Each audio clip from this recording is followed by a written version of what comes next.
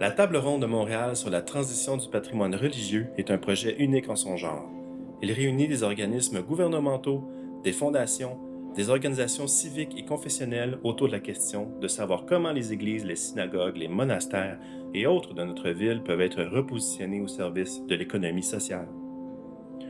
Mark Twain a dit de Montréal qu'elle était la ville aux 100 clochers. Aujourd'hui, elle en compte plus de 400, dont un grand nombre sont en grave péril, tant sur le plan financier que physique. Au cours de la première année de ce programme quinquennal, la table a commencé par rassembler les données de toutes les parties et a présenté une vision pour une plateforme de données partagée.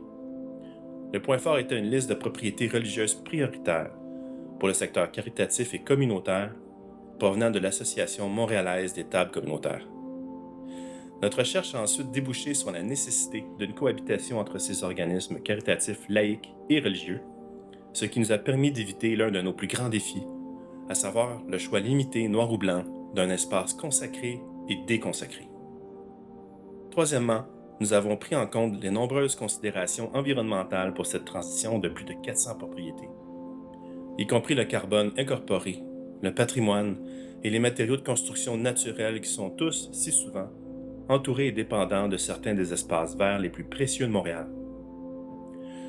Tout cela a conduit à une liste de travail sur les tâches de gouvernance, y compris de nouvelles sociétés d'exploitation à but non lucratif, des exonérations fiscales et des conseils de gouvernance diversifiés qui s'harmonisent avec les réalités des propriétaires anciens et historiques basés sur la foi d'aujourd'hui.